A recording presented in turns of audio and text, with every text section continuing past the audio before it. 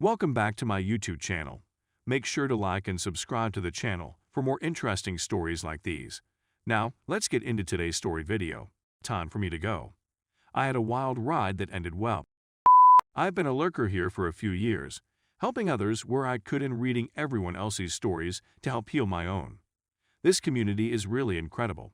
I don't believe I'd be where I am now if it weren't for everyone on here, the good and the bad. I'm confident in declaring that my infidelity adventure has come to a conclusion, and I'm ready to move on. If anybody is interested in my little narrative, hardships and ending, please read on. Mostly, I simply need to get this off my chest. Infidelity. My 13-year-old wife, with whom I have a 12-year-old kid, was found to be cheating on me with many people. I'm a computer and was able to retrieve TXTs, screenshots, personal notes, movies, and the entire shebang, which I patiently kept up over months to make a strong case. She had been cheating for 3 years and had to be treated for STI as a result. I got checked and I'm clean, thankfully. She'd cheat while I was at work, when I was with our kid, when I was doing chores, you name it. I also discovered she was a high-functioning who took out credit cards in my name and piled up tens of thousands of dollars in debt in my name. Debt that will take me 5-6 years to repay, harming not just myself but also our kid. With all of this data, I created a separation agreement which I double-checked with a lawyer for accuracy.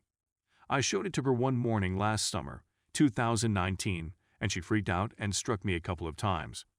I phoned the police to have her removed from the home. I did not press charges, but the officers did. She had been high on a combination of perks and beer that morning.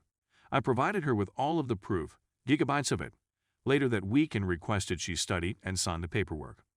She challenged the conditions of the agreement, requesting that I grant her full custody merely so she could get more government funds since she does not work. Fortunately, I had a few strong stances, and I pushed her hard to have this done considering what she's done to my life and the lives of our kid.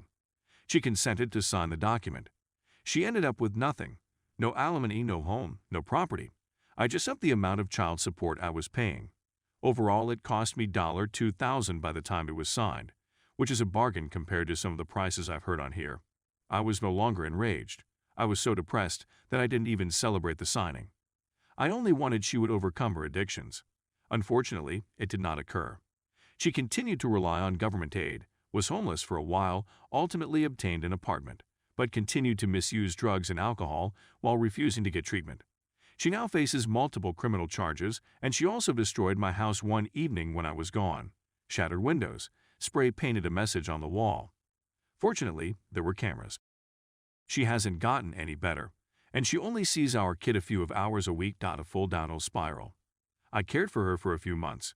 Despite the damage she caused in my life, I still tried to help her out with favors, but eventually I said F it.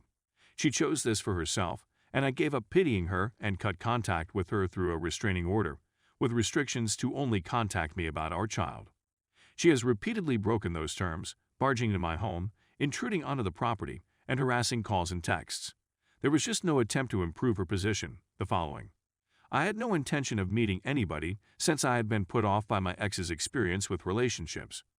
But I had a great connection with a girl who was a little older than myself. In every aspect, we had a lot in common. We ended up dating and became close as friends. She had also left a marriage under similar circumstances, so we were both aware of what the other had gone through. I couldn't be happier. It's a night and day change from my last relationship. I feel like a new guy, and we seem to complement one another. She has now moved in and gets along well with my kid, as I do with hers. We're like a new family, and everyone gets along and is content. My negative sentiments, pity, and contempt for my ex-wife have all but vanished. I don't even think of her until she texts or calls concerning our kid, which is a rare event. It's good to have that period of my life finally seem like it belongs in the past. Things can improve. I know a lot of you are suffering, fearing the worst, having worries about the future, and regretting your decisions. I thought the same things, that I'd never break out of that rut, and that my life would be a nightmare. Even though I'm still tens of thousands of dollars in debt and currently having my home restored, I'm in a good mood. I got out of the hole, and you will as well if you stay with it. The amount of time it takes to heal is not fixed. It will arrive when it comes for you. I wish you all the best of success and thank you everyone for your time. Story 2. Wife cheated on me with Aaron Boner. Hello everyone. I am 28 years old and have been married for 6 years. In February, I discovered that my wife had an affair with the proprietor of an errand when we stayed in Hawaii. In September 2018, my wife and I traveled to Hawaii. We had usually stayed in hotels in Hawaii, but this time we opted to stay at an errand to get a more local feel for the island. When we arrived at the errand, the owner met us outdoors. He was a young man in his 30s who worked as a Vans photographer and was really kind. We had a fantastic vacation for the whole week, and the errand was an excellent decision. After we left the island, the owner of the errand remarked and paid close attention to my wife on social media. She fell into several of his snares. "Leave your deadbeat spouse and I could make your fashion career fantastic," he'd offer. "Come live with me on the island," he'd add. "I can get you a job at Vans," he'd say. I could always tell there was something wrong between myself and my wife. I would approach her about specific issues, but she would always deny them. She would interact with him through Snapchat, Instagram, and sometimes FaceTime. I became so intrigued one day that I began searching around for proof. I felt awful going behind her back at first, but I felt compelled to do it.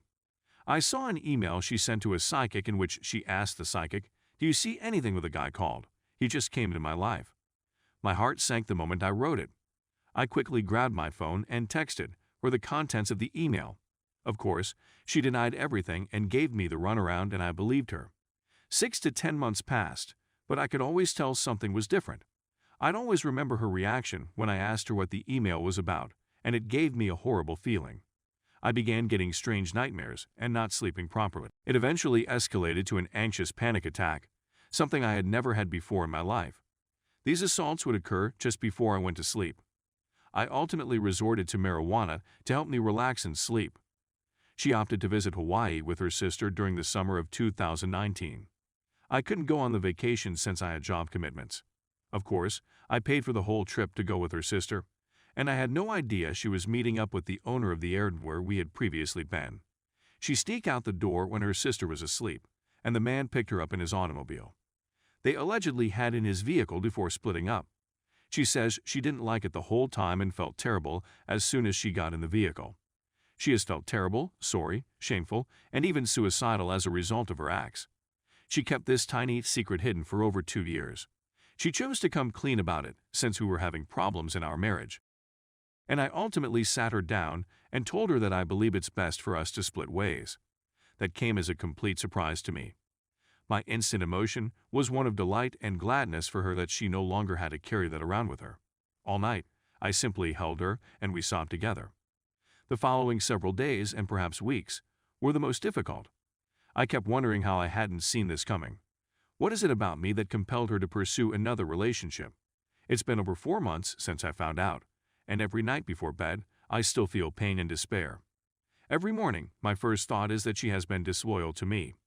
I'm usually ill and queasy for the first 2 to 3 hours of the day. We've had a lot of heart-to-heart talks, and I genuinely think she feels sorrow and wishes she could undo everything in an instant, but for some reason, I still feel terrible and queasy every day. Update. I eventually decided to contact the man since I was so fed up with everything emotionally. I contacted him on Instagram. I awoke the following morning to a message from his wife. His wife informed me that she spotted my message in his inbox and would want to speak with me. I decided to call her and chat about our significant others up. I was expecting to find out how much my wife was engaged in the connection and how much she really pushed it ahead, but she didn't have any proof for me. She claimed to have seen just one screenshot of my wife in a bikini on his phone. She said that the screenshot seemed to be a post on her Instagram story. So there wasn't anything specific that my wife sent him. She went on to describe her hubby and how he behaves. She said he is a narcissist who is too, and that my wife is one of 100 other women he has in his Instagram inbox. She said that she has been trying to get him assistance, but he is really hostile. She told me a tangential tale about him renting out an apartment on his property to a fitness model, and one day he forcefully thrust himself on her, but she resisted so strongly that he left. I suppose they came to an arrangement not to pursue charges between themselves. Following my talk with his wife, I am certain that my wife became involved with a predator. She became entangled, just like the hundreds of other girls he tortured. My wife was a victim, in my opinion.